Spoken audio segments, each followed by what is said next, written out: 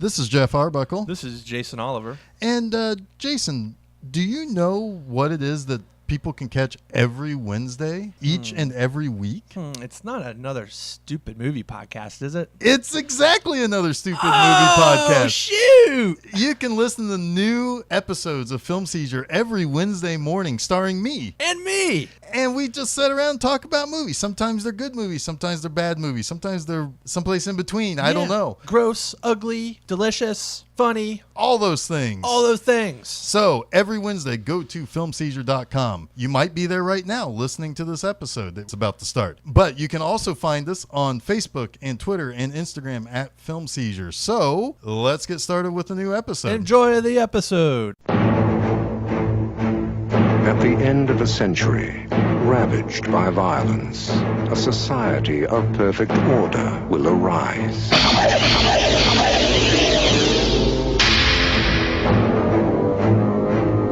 Criminals will be frozen and reprogrammed in cryogenic prisons. The prisoners are ice cubes. Their criminal instincts are being reprogrammed as they sleep. Aggression and deviant behavior will be totally eliminated. Demolition Man.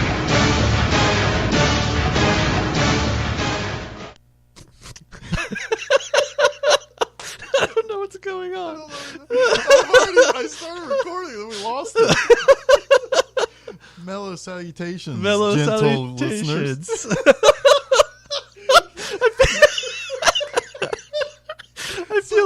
I feel like we should have scripted an intro that had us talking like the assholes from this movie. Instead of the assholes that we are. Yes, exactly. Welcome to another episode of Film Seizure. I am Jeff Arbuckle. I'm Jason Oliver. And we watched 1993's Demolition Man. A Demolition Man. This movie, this movie has has a pretty special place for us for a couple of reasons. One, I remember seeing this movie in the theater. I saw it in the theater. 1993. I was a junior in high school. I saw this in the theater. I mean, it was. I can tell you, it was a cold October night when I saw it. But Was it cryo cold? Well, what's a dumb asshole way of saying cold as the dumb assholes in this movie would say? Yeah, it's like it'd be like a frigid situation or some bullshit. Whatever frigidity. Yeah, it would be like extra syllables to just say it's fucking cold outside. But Sylvester Stallone, I mean, come on. Sure, yeah. Sly is awesome. Yeah, and Snipes said at his peak. Yeah, yeah. Wesley While he Snipes. was probably also at his peak of tax evasion. Oh yeah, right. Well, yeah, you know that he was evading taxes on this paycheck. Yeah. Yep. He's in cryo prison now, I think. Did he get out? Is he finally out of prison? Oh no! Somebody busted him out. Is he? Dude, Dennis Leary, get someplace safe. Yeah. You're fucked. if you're shooting a fucking truck commercial, watch out. Fucking Simon Wesley Phoenix Snipes, is coming Simon for Phoenix is coming for you. Yeah. So we'll get to the other important element of this movie and a very, very funny story from our past in a little bit. But so this is just kind of one of those early 90s weirdo sci-fi movies, sci-fi action movies that happen. Yeah, and it's one of those movies that I kind of lump it in with Judge Dredd a little bit. Yeah, just because it's got Sylvester Stallone, Rob Schneider. It's just a dumb fuck sci-fi real movie. Yeah, real goofy action, 90s effects, like big set pieces that are just like it wants to say something without saying anything at all. Yeah, right. It ultimately comes off as just completely vapid Yeah. and devoid of any real intelligence. Yeah. Yeah, even though it you know what it is? It's like a dumb fuck Verhoeven movie. Yeah. This one is Demolition Man. It's like somebody tried to take all the social politics of RoboCop and Total Recall, and then made just something completely incompetent. Yeah. This, I've got a lot to say about that because this movie, okay, so it's made by Warner Brothers. A lot of the people who are in it were in Warner Brothers movies. You have Glenn Shaddix, who was in Beetlejuice, and he's basically playing the same character almost. Pretty much. Sylvester Stallone was in a bunch of Warner Brothers movies. It just feels like one of those types of movies where it's like, I don't know, we got these guys on contract. We got to do something with them. Oh, here's this dumb fuck script. We can turn it out for $40 million. Yeah, and it's sort of a microcosm of 90s LA too. Like this, it's very 90s pop culture in a like a capsule, a time capsule. Yeah, it's like if you were to show this movie to someone in 70 years, you'd be like, yeah, that's kind of the 90s right there. If I'm alive in 70 years, God, I hope somebody kills me. Somebody in 70 years is going to watch this movie and be like, what the fuck was going on? What's up with that blonde-haired fella? Why does Simon Phoenix have two different color eyes? That's weird. That was always kind of like the thing as a kid that drew me to this movie, more so than Stallone, was how kind of weird and dynamic Wesley Snipes looked as a villain. Yeah, there's an aesthetic that you can't really deny. I mean, you can't say that the aesthetic of this movie isn't kind of awesome. Yeah, I mean and have Snipes and Stallone face off, it's kind of like as a 14-year-old kid, I'm like, all right, I'll fucking watch that. Yeah, I'm on board. Yeah. Passenger 57 and Cobra fighting each other.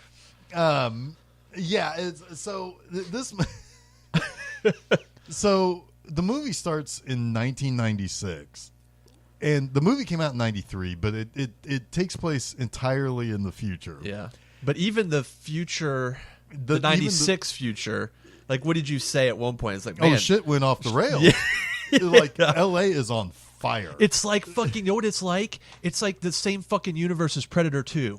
Yes. Like, LA and Predator 2 is about 3 years in the future from when the movie's made, and it's like a fucking war zone. Yeah, it's a wasteland.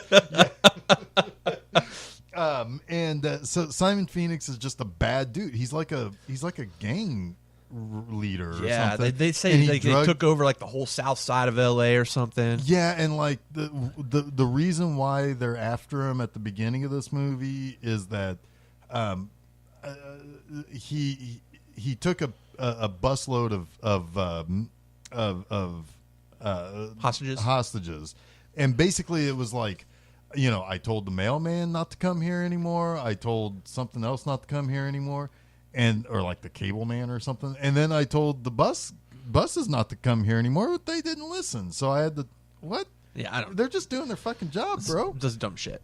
Yeah, and so John Spartan, Sylvester Stallone, jumps out of a helicopter screaming Phoenix, and like wipes out his gang, and then he's like on a bungee cord thing off the helicopter. What does he say? It's like, catch a maniac, you gotta be a maniac. Send the maniac to catch a maniac. Yeah. Come on now, get this movie right. Shit. You've been fined one credit. So basically, Stallone gets the shaft bad at the start of this movie. Yeah, you were really upset about this. I'm upset about this. Talk about wrongful incarceration. So, this is just going to get me angry. I'm going to go vote here in a few weeks because I'm so angry about it. Anyway, so Stallone did what he called a thermo sweep and saw that there were only 8 people in the building. They were all thugs of Phoenix's. And there were like 30 people missing. And they were the hostages. And he's like, they weren't there. They weren't there. I did the thermo sweep. He did his cop job, in my opinion. He staked it out. Then he's like, I'm fucking bungee jumping in, guns ablazing, and I'm going to take out these fucking killers. Yeah. Seems legit. Yeah, sure. Blow up this building while I'm at it. But fuck you, Simon Phoenix. I'm coming for you. Yeah. I got bullets with your name on it, bitch. Yeah. So he... You missed it. Jeff did like the Finger pistols guns. and the finger guns in the air when he did that. Yeah. Bullets with your name on them, Bitch. bitch. So to me, he's doing his job, stopping the bad people. Yeah, and he's kind of known for being like the Martin Riggs, like his nickname is Demolition. he's the devil. He is the Demolition Man. Yeah, so that I always thought that was kind of a funny little twist on that too, because you would assume the villain would be the Demolition Man. No, yeah, but it's the cop who he wrecks the entire city to catch one guy. There is one moment in this movie that I think is a work of absolute genius. Oh, with the little with girl. the little girl, yes. We'll get to that. So so he comes in and he's got Wesley Snipes. It's like, I'm gonna get you, Phoenix. And Phoenix is like, oh no, okay, I've already killed all the hostages aren't here or whatever. And he's like, whatever. And he blows up the whole fucking building and drags Phoenix out and arrests them. But then another cop comes running out, and it's like, there's bodies everywhere. They're everywhere.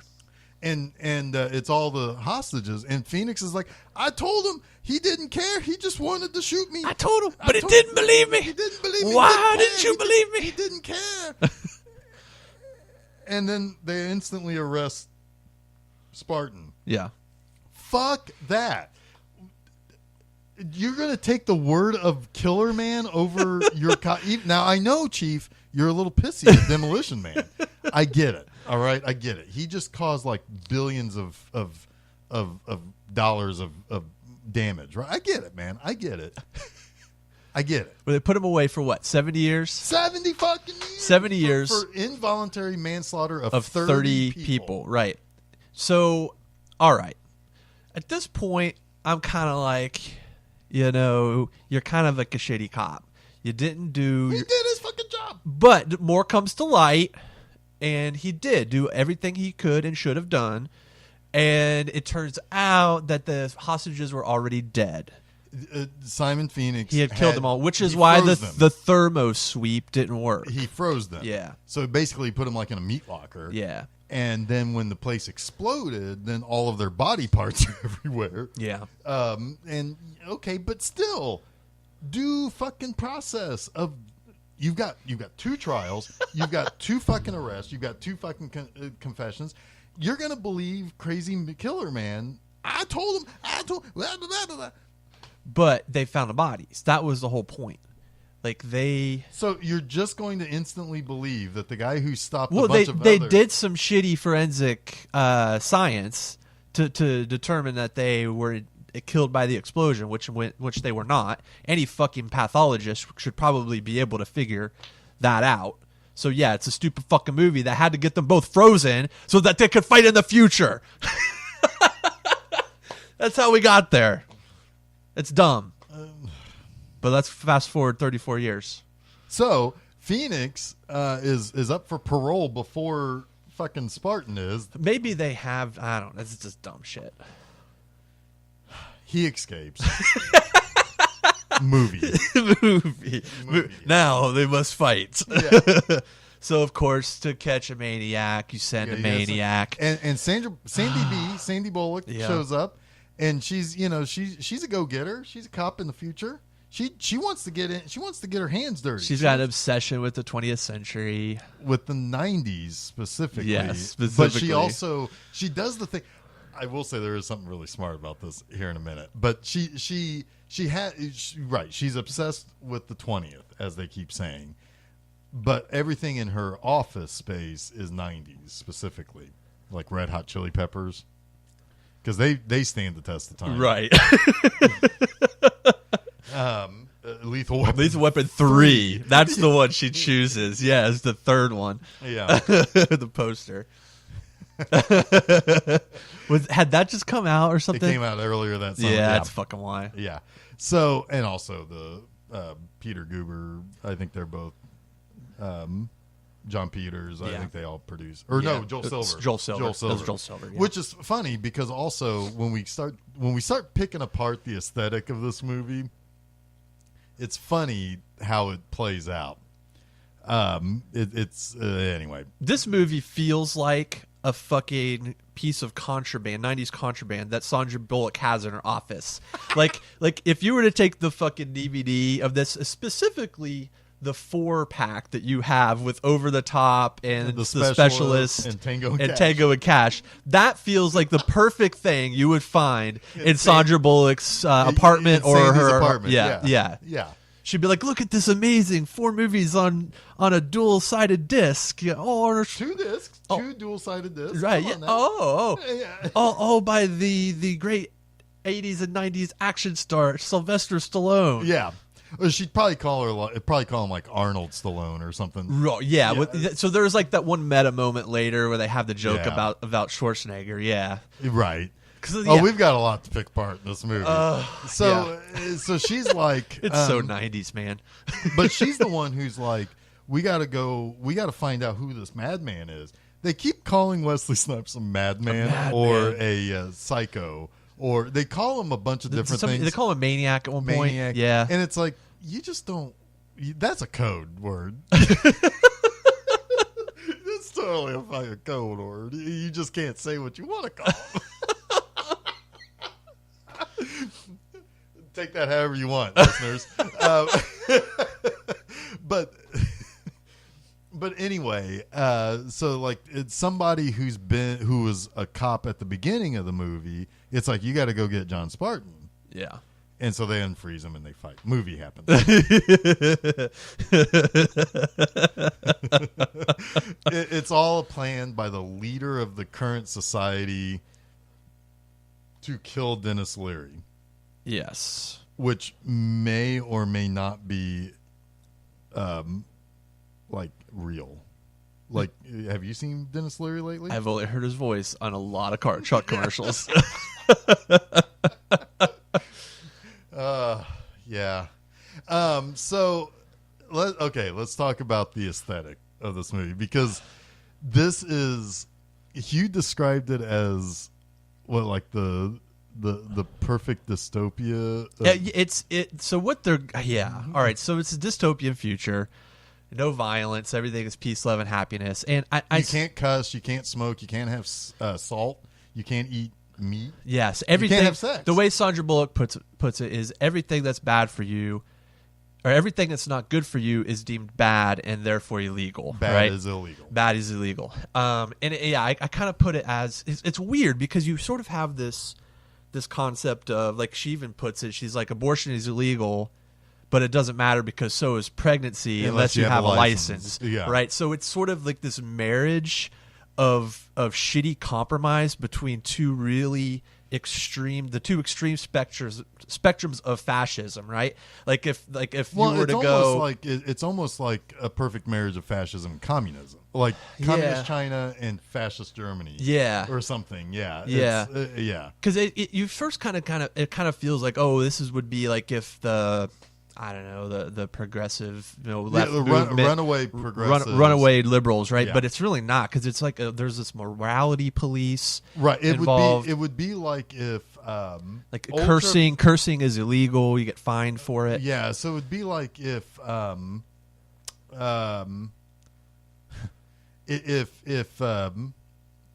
there was a Star Trek episode in which there was a transporter malfunction that merged, I don't know, Pat Robertson and Bernie Sanders supporter together, and then what you would have is this weird vegan who's like really into morality. But but there's also, like, you get this sense that it's supposed to be, everything was shepherded, and there's this like underlying capitalism that's still at play. The fact that Taco Bell is the only restaurant that exists, right? Because like they won the fast food wars, franchise wars, wars, and it's like so that's kind of odd, right? That you could still have this competing capitalist, but it became a monopoly, though, right? It's like runaway commercialism or something. Or runaway capitalism. Is what would cause that, I guess. But it's like everything to the extreme has happened. Yes, and I would murder the entire world. But yet somehow, like, there is no more violence other than these people who live underneath the ground who hijack Taco Bell vans. Yeah, they're just basically trying to steal food to live. Right. They're and living. making They're rat living. burgers. They're living what they feel is like the free life underneath the city, but they're starving. Yeah, they're like if hippies weren't so bad. It's like you know what? You can't make me take a shower. I bet you Dennis Leary smells like a hippie. In that movie? In that movie, yeah. Oh, that whole sewer smelled like patchouli. Yeah, but that's cool. I mean, it's cool. No. Oh God, yeah. Because the police dress like fascists. Yeah, they dress like straight up like it's very SS. much a police state. Yeah, but they are they're incompetent because they don't really have anything to do. Right, because there's no crime. Yeah, or any crime basically takes care of itself. Like Dennis Leary's people will like do graffiti or something on a wall, but then the wall will clean itself. Yeah. So the cops didn't have to do anything. They know who's doing it, but they won't go into the sewer because it's dirty. Right. And all right, so I think you made a really good point about this movie when you said that it's not far enough in the future. It's not set far enough in the future. So it's 2032, so it's like 39 years, or no, 36 years. No. Yeah. No, 30. Well, it came out in 93. But it's 1997. Oh, God. Here we go. It's 34 years from 96, but it's really supposed to be like 37 years for the viewer in the future. It's 36 years. Or I don't know. Whatever. No, it's 1996 is the crime that gets them frozen. They wake up in 2032. So it's like all of 40 this, years. Right. And there was a big earthquake that happened in 2010. Yeah, the big one. The big one that killed a lot of people, that basically threw the whole West Coast, I guess, into shambles. And this guy, Cocteau, that's a weird name, man. It's like, I know where Huxley's name comes from. Like, it's an allegory for Brave New World. Yeah, sure. But I don't know where they get these other names. Like, and then Glenn Shaddix's name is just Bob. Bob. He's Bob. He's Associate Bob. Yeah, man, it should have just called him Otho. Yeah, like he wasn't Beetlejuice. But so Cocteau then rises up and he's like, "All right, I've got the way that this needs to run. No more sex. No more hamburgers. No more sex. no more caffeine. No more kissing. No more fondling. No touchy.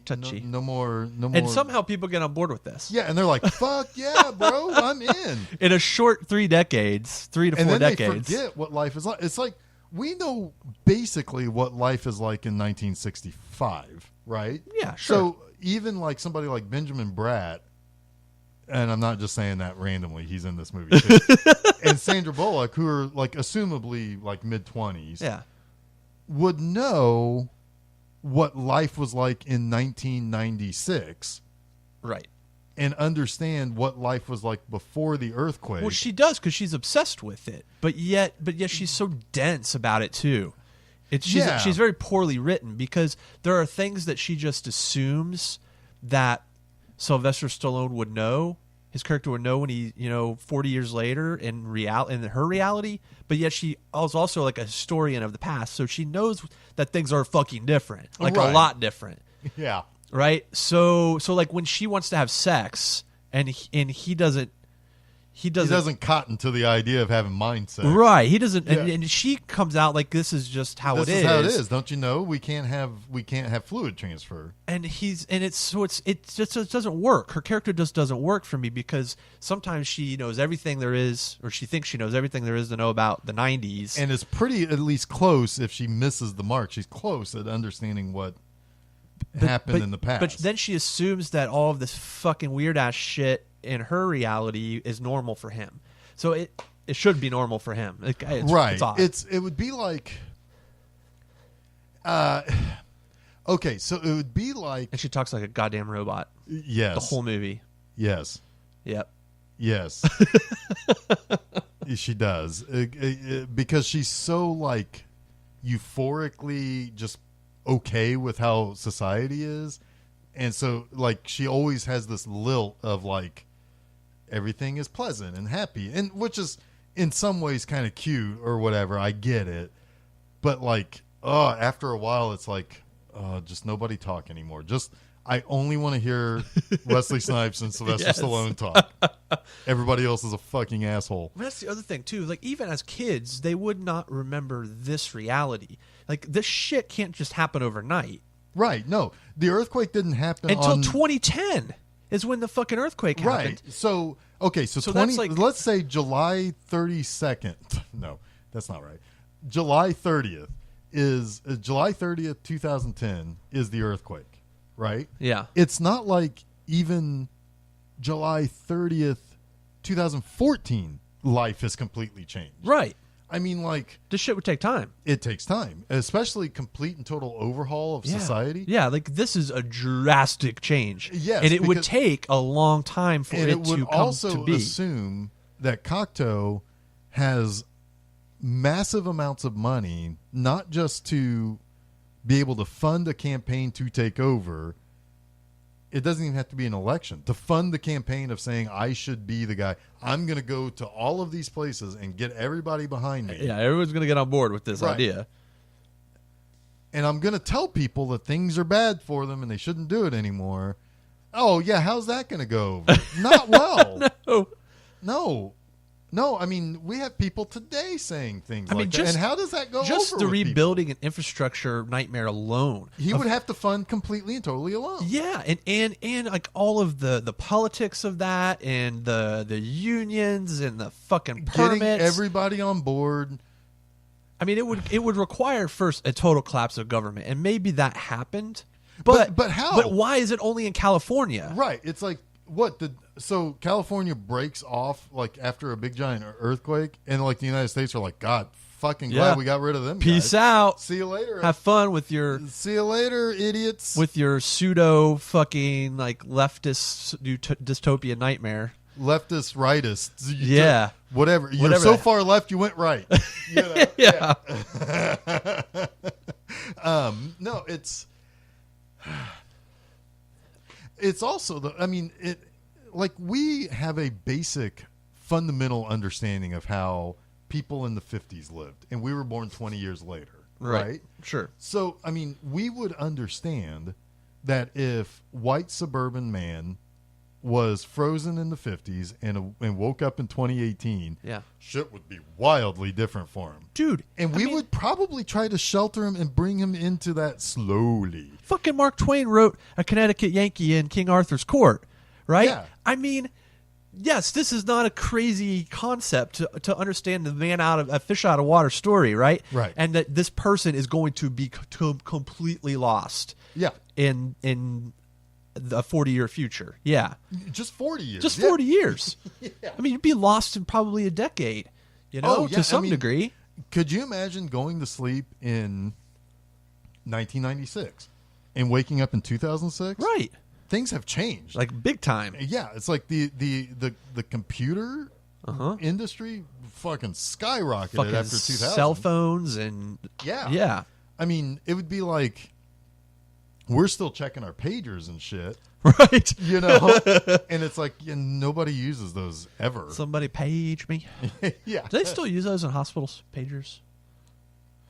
I don't know. I bet they do. I don't know. I don't know. Anyway. Anywho. They probably do in some way, shape, or form, just as a way to make sure a doctor is aware of an emergency without having to call a cell phone number. But all right. So back to this. Why didn't they just set it fucking farther in the future? It kind of, if you set this movie like set it 100 years, it really helps clarify some things. Yes, because we can understand what's in history books from 100 years ago, but we don't know what life was like back then. Like it would be a different world. It would be an utterly different world. Yeah. So like, and we would have misconceptions about stuff 100 years ago that we only know half the story. We know the history part. We don't know the societal part. Right. I mean, and yes, some society stuff would show up in the history books. Sure. So yeah, They did it so that they could have that one fucking scene where the older guy says, John Spartan's the one. Right. I was in that fucking helicopter when he jumped out yelling Phoenix's name. I know he can stop him. Right. And that sucks because you don't need that. You don't need that. You just look in a history book. Right. How was he caught? John Spartan. Oh, we've got Then him. he's the guy. Yeah. Oh my God, he's a fucking caveman. Yeah. That's their movie. Yeah. Yeah. Jesus Christ, that was the simplest pitch I've ever made. I mean, Yeah. I would have a harder time asking a guy for a quarter than selling him that movie.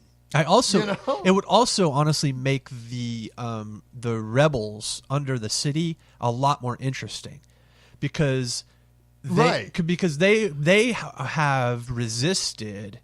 They are For part a- of a society of resistance. Right. Yeah. So that makes them, that gives them like probably a much more rich culture.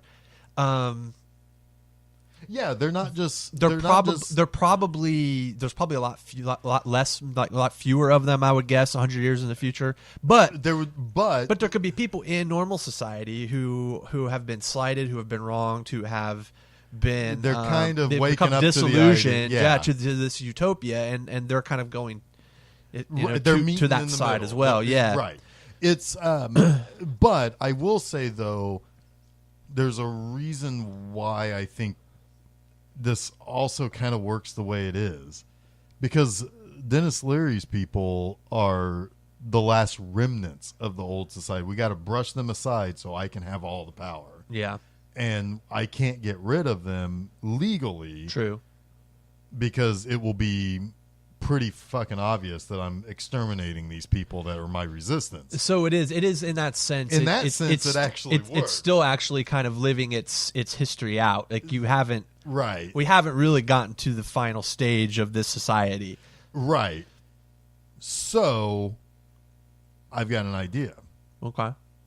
Take that whole part and throw it in the garbage. You don't need that part. You don't need that element. What you have is okay, we've got 100-year empire now of this new society, but it's something's people are becoming disillusioned with how good it is. So we introduce something that makes you want it to be that good. So then you bring in you shock them back to your way of thinking. yeah, exactly. Yeah, it would be a better movie, So you can just completely and totally get rid, and it of would the get rid of sewer Dennis people. Leary, which would be that'd be a benefit. Yeah.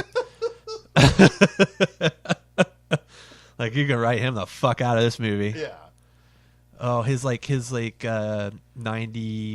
second, 120 second diatribe rant. Yeah, which is just a stand-up act. The movie is going someplace. Like Sylvester Stallone's figuring out, because he's a good cop, that there's problems in the society. There's something wrong with why there's so much hatred towards these people who are just trying to get food. Yep. Just trying to eat. Just trying to eat. That's all.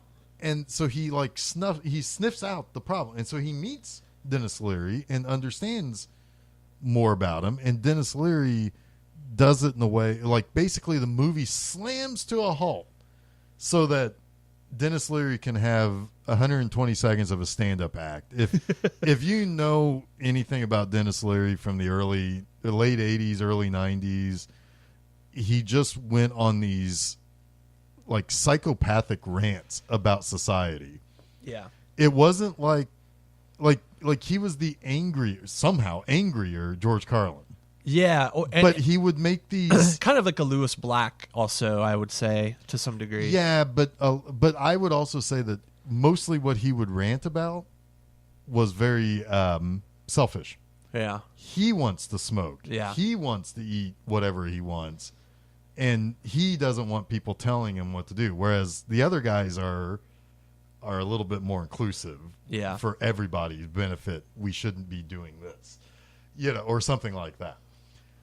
It's a slog. That 120 seconds of Sylvester Stallone's look like, this is my fucking movie, asshole. You can see it's written all over his face. I have to stop my movie for your fucking diatribe. God, and it probably had to do it a few times too. Oh, God, yeah, yeah. That would have been a bad day on set. Oh God, if Sylvester Stallone didn't put a hole in his trailer wall that day, then he's got patience of a saint. Had he just come off of Stop or My Mom Will Shoot? It was right around that time. Yeah. But you know what though? There was nothing that could really like. He was also in Cliffhanger that year. Yeah, that movie made money. Yeah, Cliffhanger's pretty good. Yeah, not bad. Yeah. So I mean, like, he's kind of at his apex. Yeah, at this point, he is. I mean, he's the $25 million man at this point. Pretty close. Yeah. And he's got a little bit of a rivalry with Schwarzenegger at this point. So why don't you talk a little bit about that? Oh God! So there's this moment when they're driving in the car, Stallone and Bullock, and Bullock makes an offhand comment about the Schwarzenegger library, I think, and he's like, whoa, wait a minute, what was the name of that? She's like, the Schwarzenegger library. It's like, wait, it's like Schwarzenegger, like. She's like, yeah, he became president. Like, I don't know, fucking like. Yeah, but because of the 61st Amendment. Yeah.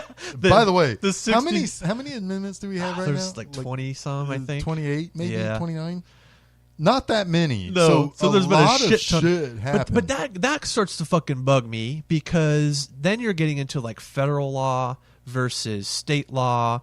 Versus society crumbles in one state. Yeah. So, but anyway, Schwarzenegger. Long story short, the joke is that Schwarzenegger became president, and Stallone makes a comment like, he's very dismissive of it. Yeah. He's like, oh God. Just a few months before, in Last Action Hero, the kid brings Schwarzenegger into the Blockbuster, and there's an ad for Terminator 2 starring Sylvester Stallone. Yeah. And he's like very dismissive of that. Yeah. It's like this. They're really kind of like just a fun little barb, I guess. Yeah, a little rattling. But of the saber. it's one of those like '90s things. Like that is one of so those fucking things. '90s. Stallone does that today. Yeah. He does, man. Watch the. Those Expendable movies are all inside jokes. Oh, every single one of them is. Yeah, those movies. Oof. Whatever we can do to get you to say your catchphrase and have a little fun with you. That movie those movies wink so much that you can't see. You can hear it. Fucking like Oh yeah. It's like ding. Yeah. Every time ding. Yeah. I mean, like the whole joke about Dolph Lundgren not being good at math. He's like a fucking genius scientist. Yeah. In real life, he really is a fucking genius scientist. Nuclear physicist, I believe. Yeah. Yeah. He was teaching at Stanford. Yeah. Yeah. Stanford. Yeah. He's smart. He's very smart. Yeah. I'm going to take a moment to talk about the movie that I always wanted to make, though. Okay. With Arnold Schwarzenegger and Sylvester Stallone. So Sylvester Stallone. Let's be there.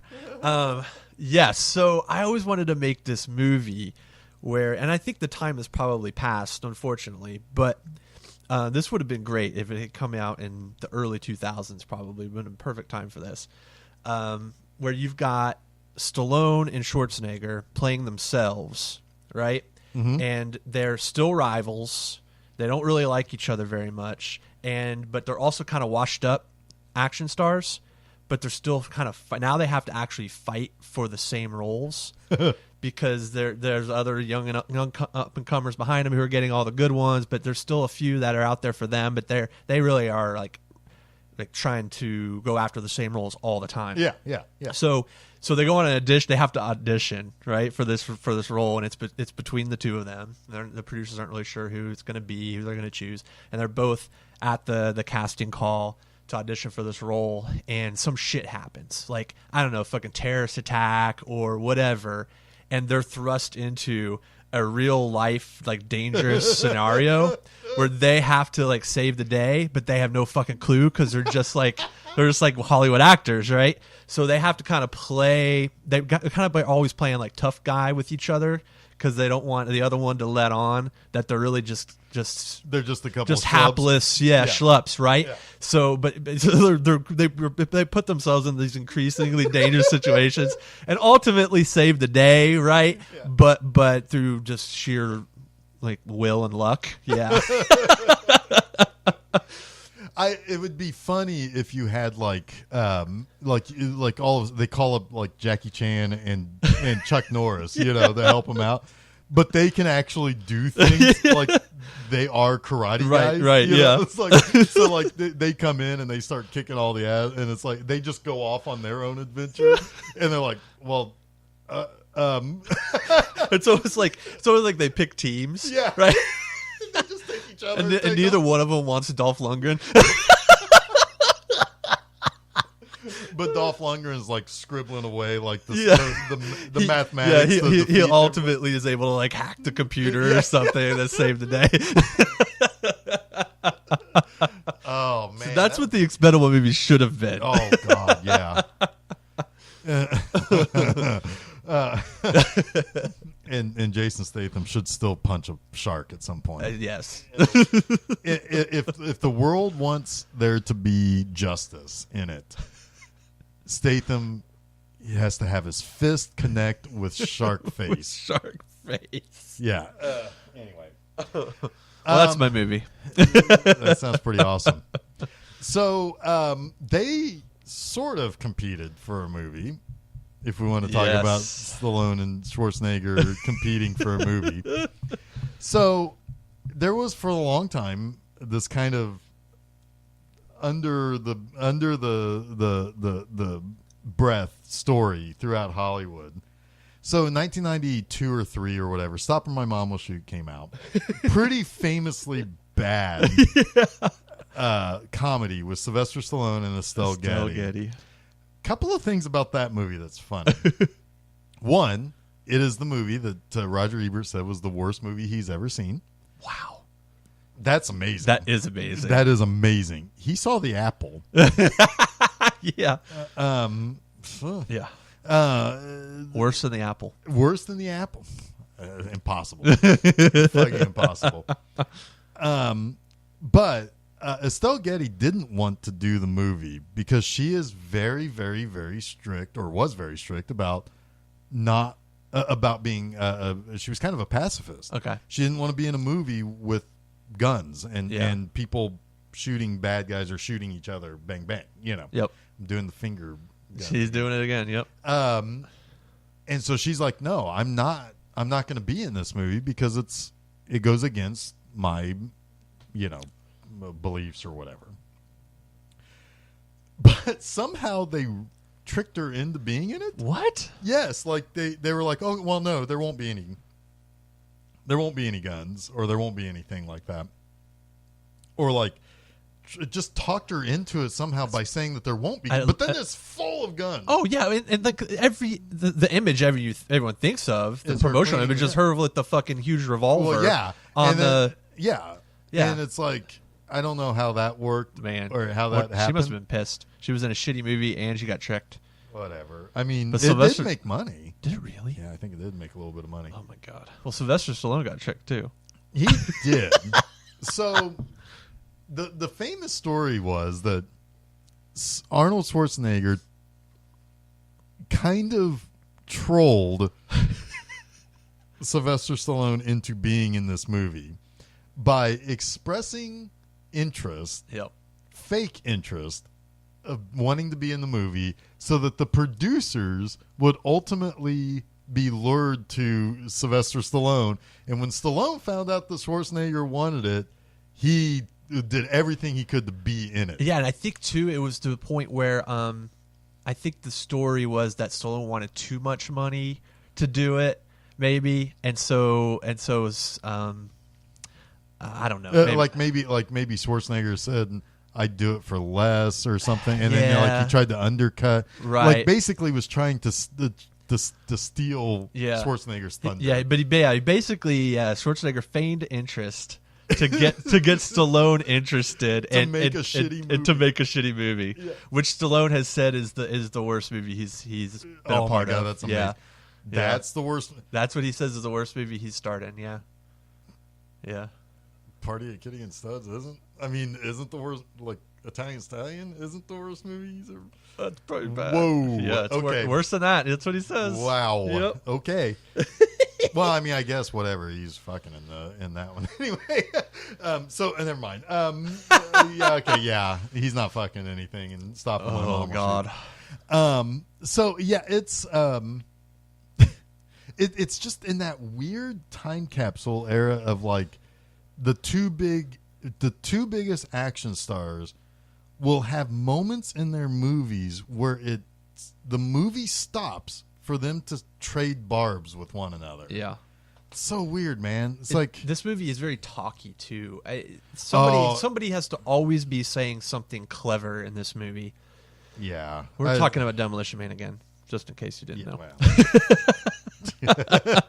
Well, I said it was like it's just one of those movies that feels like it was two ideas that were melded together just so that Warner Brothers wouldn't go a quarter without releasing a movie.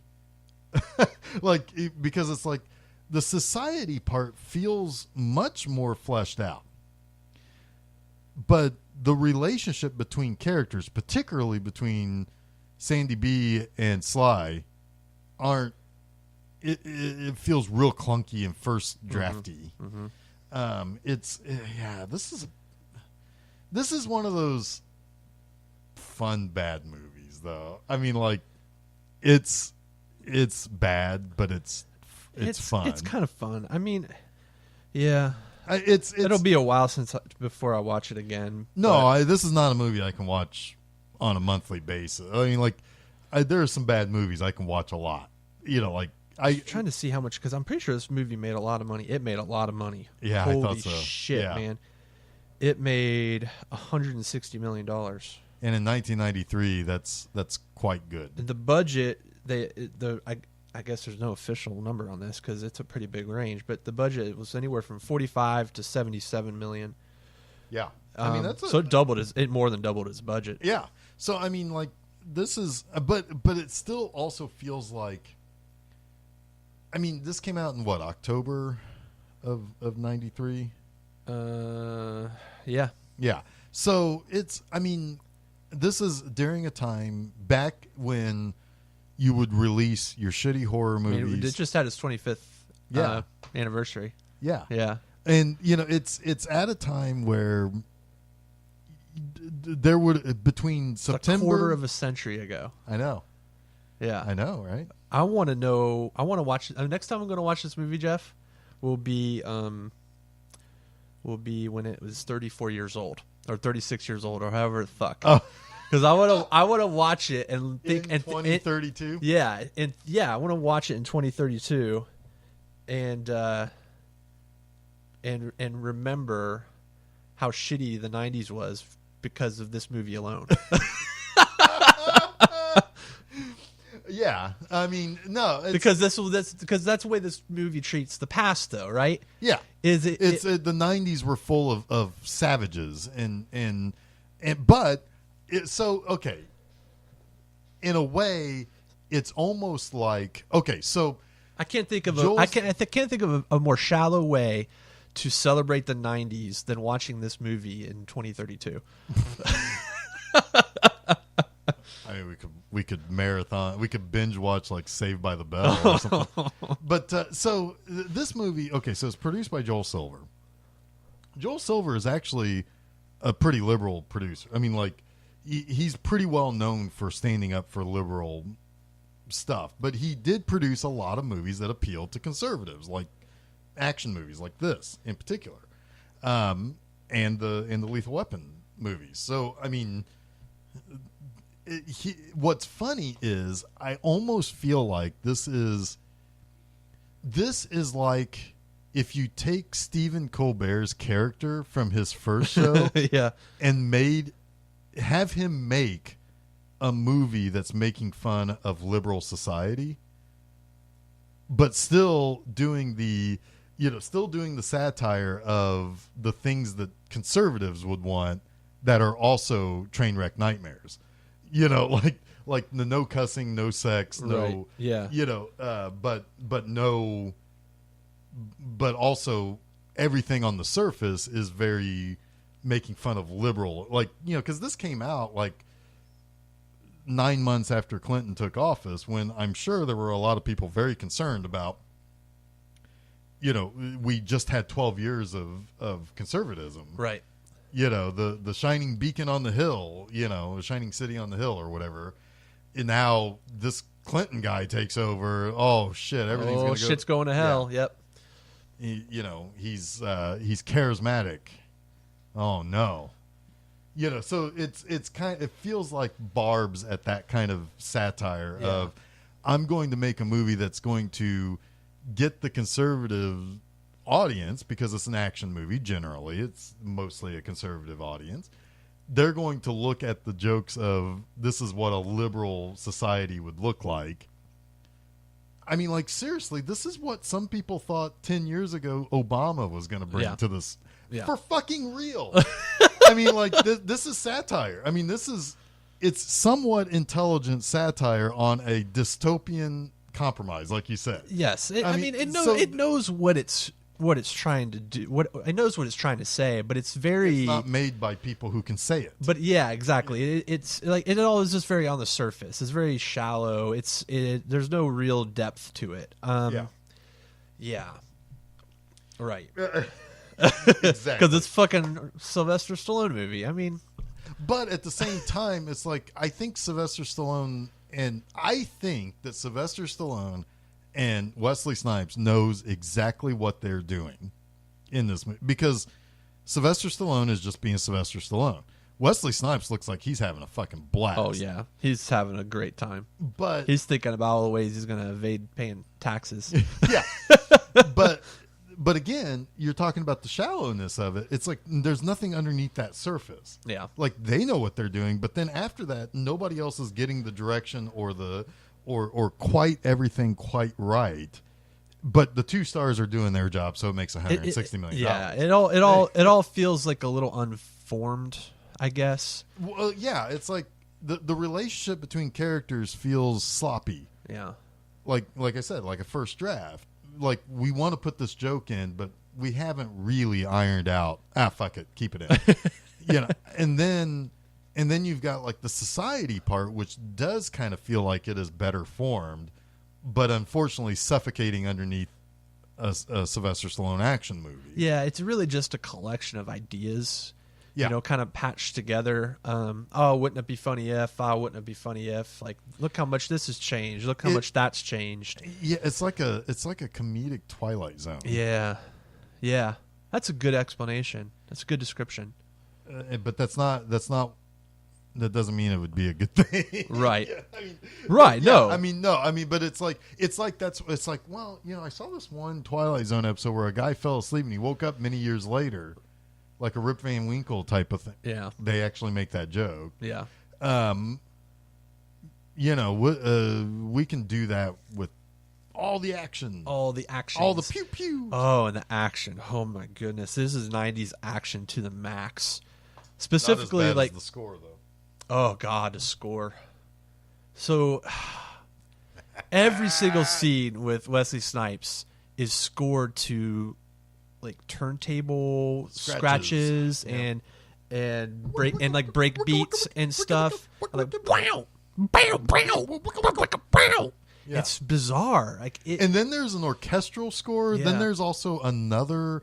There's like 3 or 4 scores in this movie. Like I feel like if you bought the soundtrack for this, it would just be a CD that has identity issues. Yeah. It's just angry because it doesn't know what it is. Yeah. Yeah, and it would just be a Dennis Leary stand-up CD. Oh God. Oh God. And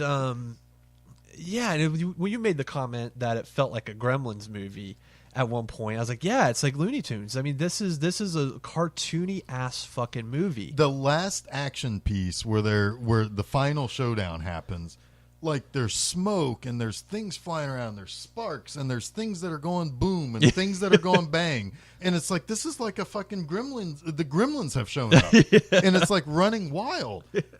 And I only wish that they had, because that would have instantly made this movie perfect. Oh man, wouldn't that have been great? Oh, if like old gremlin monsters would come out of the ground and it's like the Gremlins showed up to watch Snow White and they're fucking everything up while they're waiting. It's like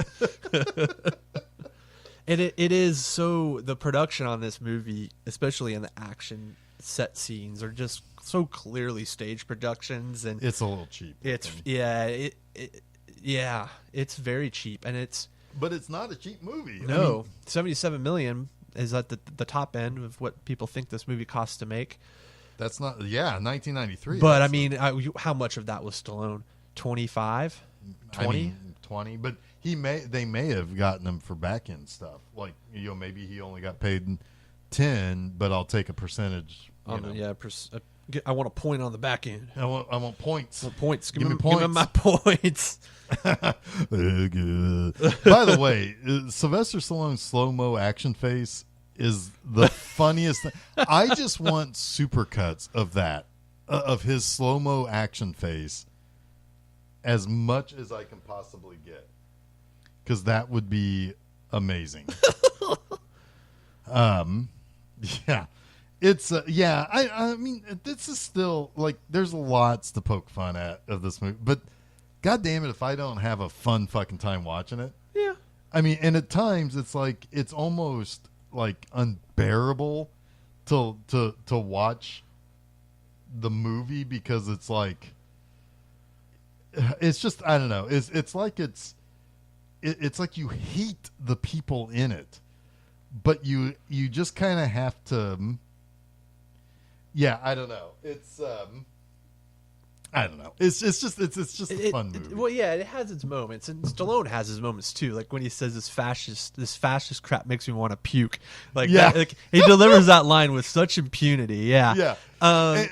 There are times where you feel like he's phoning it in. Then there are times where it's like, you're like, yeah, this is Sylvester. This is what you're paying for. This is, you're getting what you're paying for. It's like that line where he's talking about like he was asleep, and it's like, I have dreams of these people burning in a building, and that my wife was banging her fist against a block of ice, and and then like the whole this little fascist crap makes me want to puke. It's like the way he says some of the stuff. It's like, well, wow, there's Sylvester, there's Rocky, right? Yeah.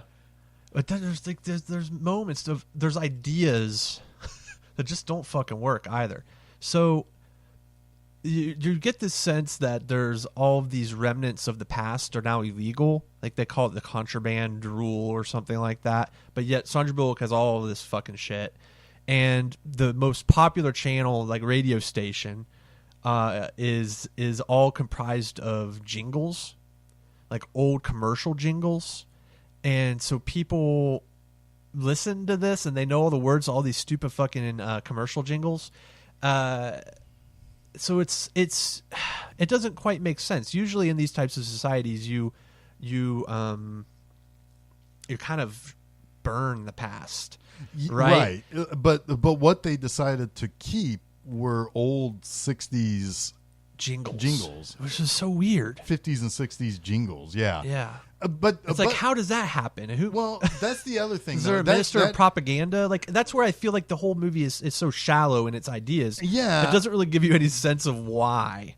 Well, there is something that actually does make me think that this is actually maybe a little bit handling some of that stuff a little bit better, because like, and this is something that drives me freaking nuts with how nostalgia in the past is handled.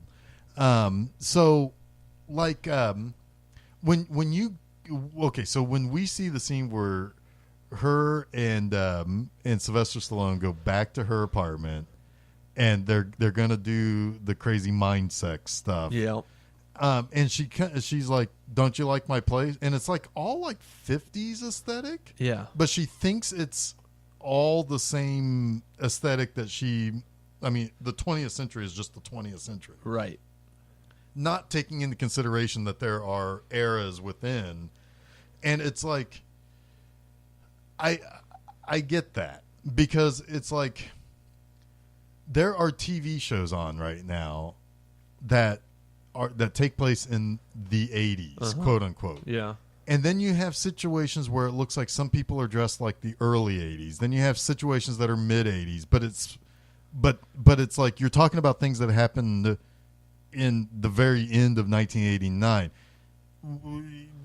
you don't understand that the 80s isn't just some nebulous thing that all the shit fits into. Things still happen chronologically. And there are anachronisms that drive me fucking bonkers, because it's like I lived through that. It's like and at times it's like, to be honest with you, it wears on me when the aesthetic is overused. Mm-hmm. It's like, like the movie Mandy was set in the 80s, but it doesn't really matter if it was or not. Right. They're not trying to place it in a year. Yep. Whereas Stranger Things is an 80s thing, but I can feel some anachronism, like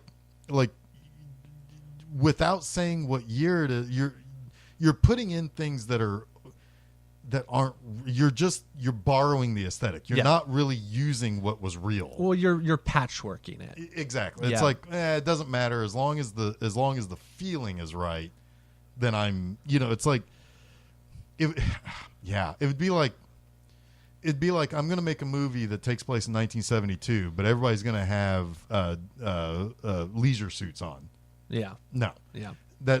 That's everybody's going to be dressed like they're going to Studio 54. No, that's not 1972.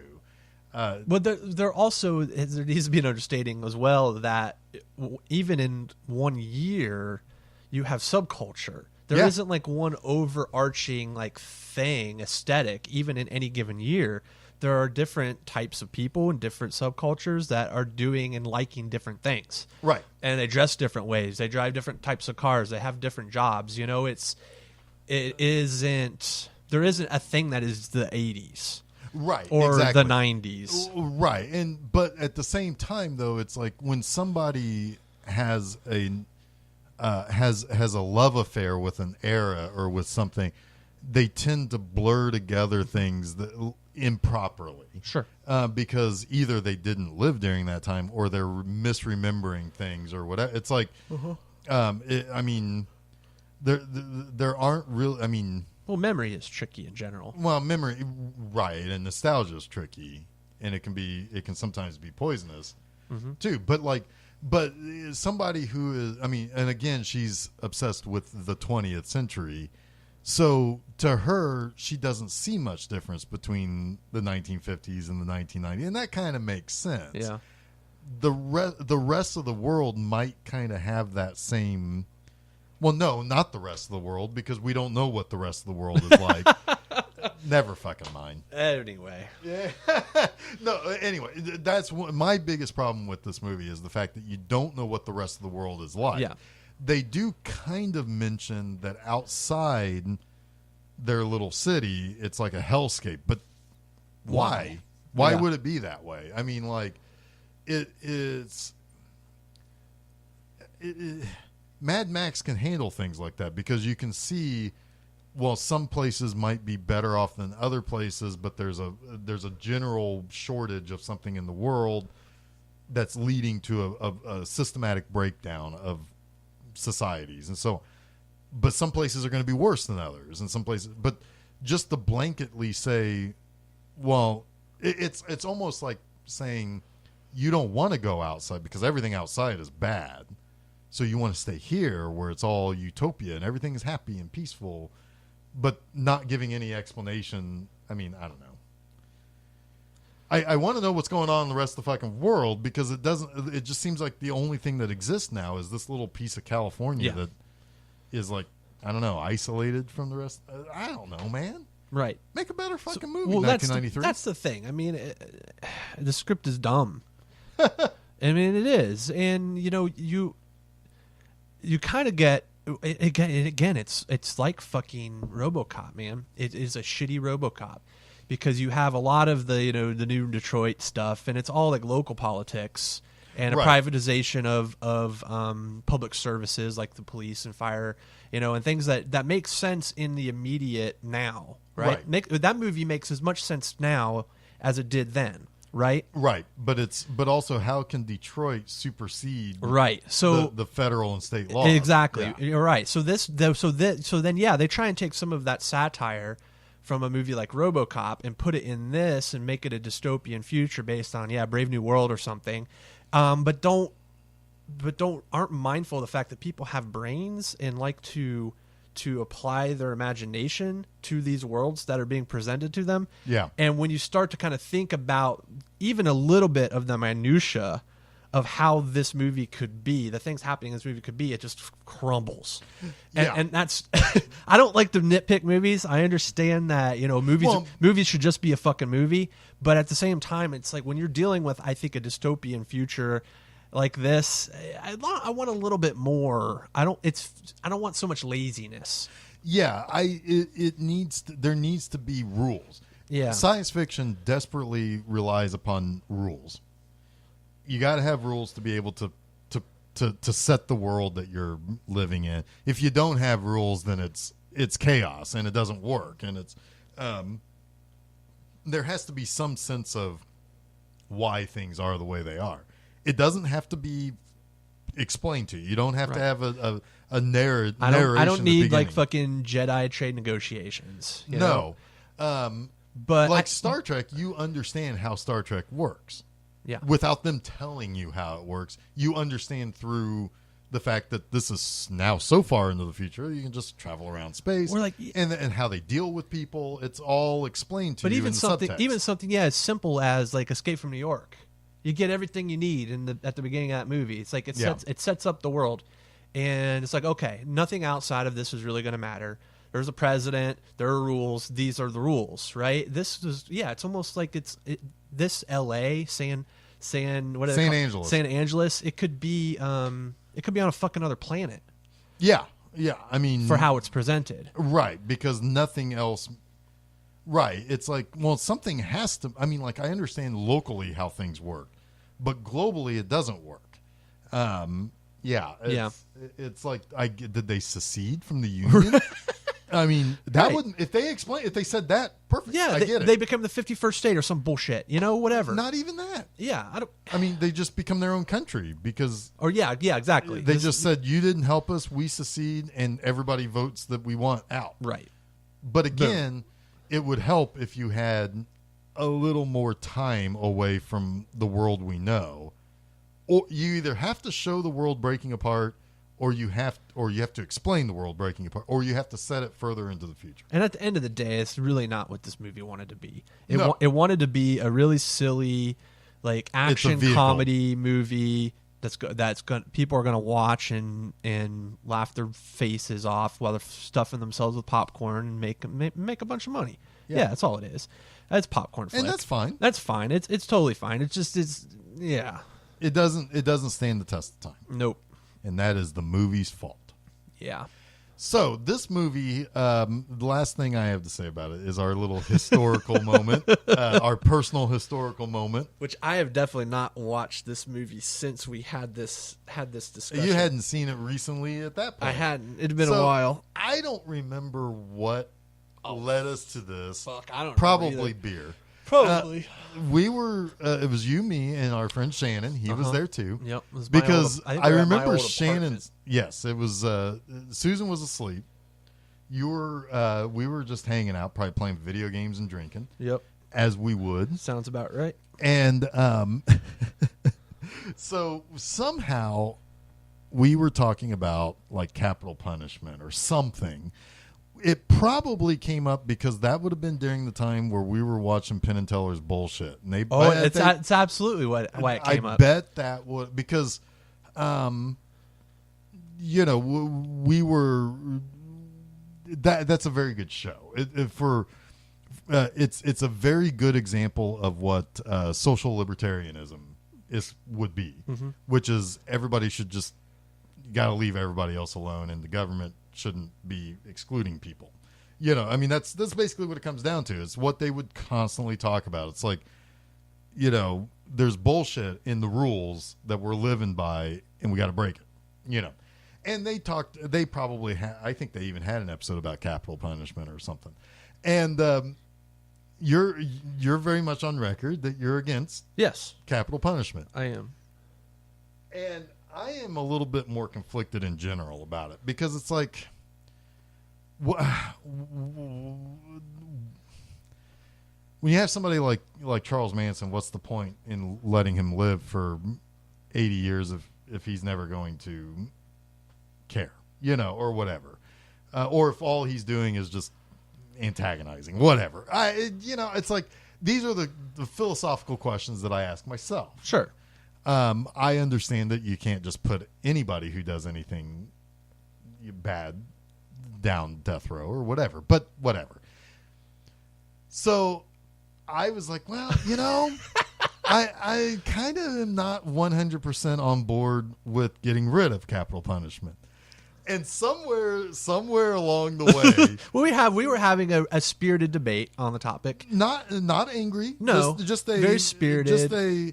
Well, what about this? What about that? Right. Yeah, and I mean, a lot of like sort of ethical, moral kind of hypotheses. Hypotheses, right? yeah. Like, yeah, exactly. It's like, what if this happens, or what if? What about this kind of person, or what about this? Yeah. Basically, yeah. So at some point, I decided I'm gonna swing for the fences, and I basically say something to the effect of, well, you don't want the future to be Demolition Man. Yeah. My point being that you don't want to just put all of your eggs in the basket of rehabilitation to the point where somebody gets released and they just go back to doing what they're doing. He basically pointed at Simon Phoenix as proof that you need capital punishment.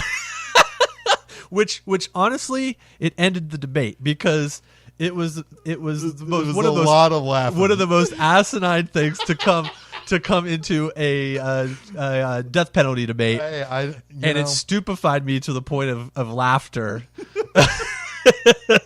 I was like, well, this is a good place to stop. And I said, I'll take that win and walk away. I was lapping the bases. I couldn't counter after the Demolition Man argument. Yeah, I had hit a walk-off homer in Game 7 of the World Series, and I was trotting the bases when you were like, I can't counter that. And it's like, no, you shouldn't. Yeah. So now it's like that was like 12, about 14 years ago or so, probably easily. 13, 14 years ago. Yeah. And it still comes up a lot, and it's kind of like like Demolition Man. whenever you want to end a debate, whenever there's a debate about anything, it's like chocolate versus vanilla ice cream. Well, what about Demolition Man? Yeah, what about Demolition Man? I mean, come on. There's your answer right there. Yeah. Duh.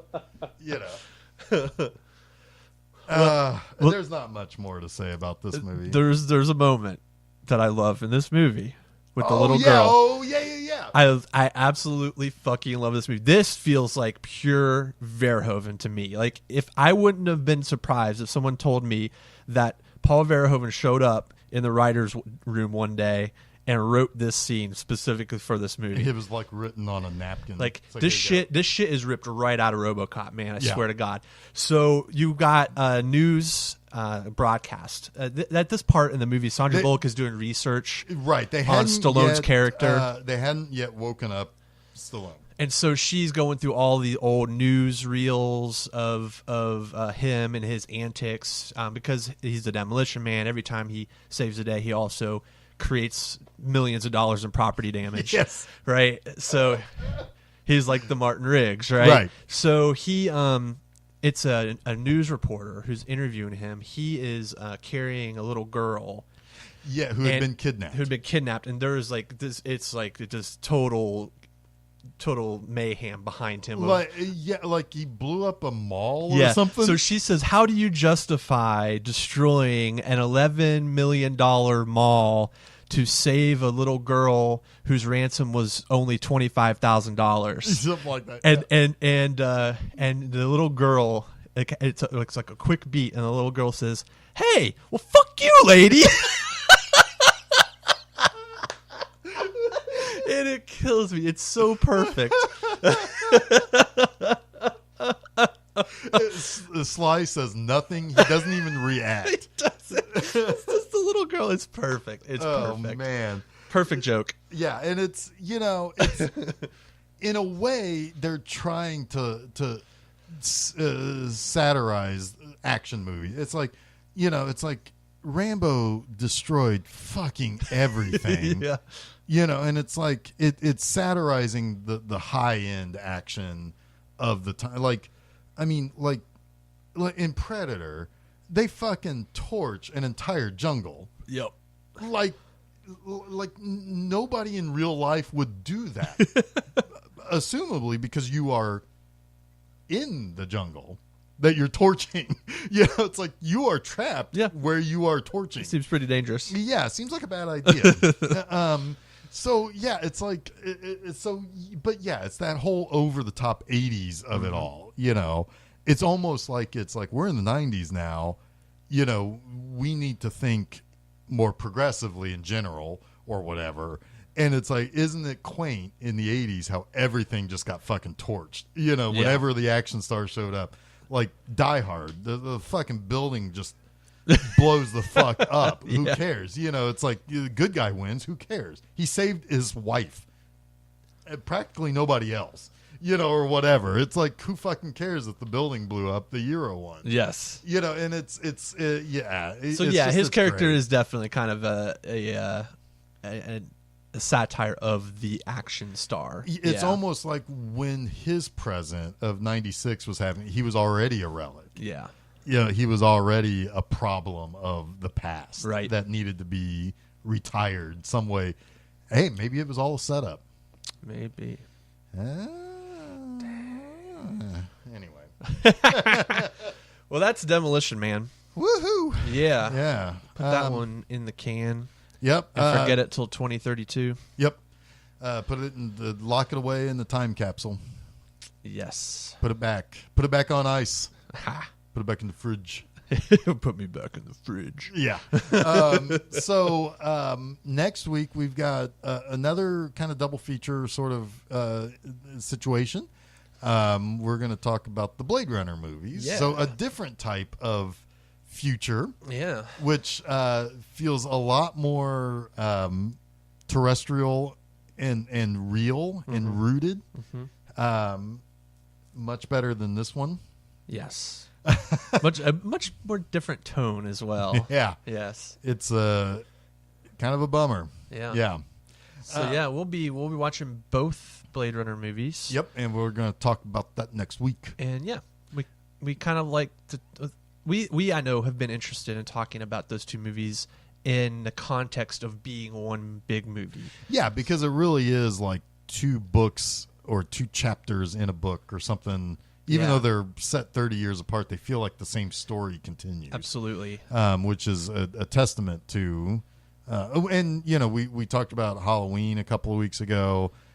Same kind of idea where it feels natural that somebody else picked it up and was running with it. So we've got some stuff to talk about. And what a dystopian future should look like when you're making a science fiction movie and setting those rules and all that good stuff. Yeah, building a world, right? Building better worlds.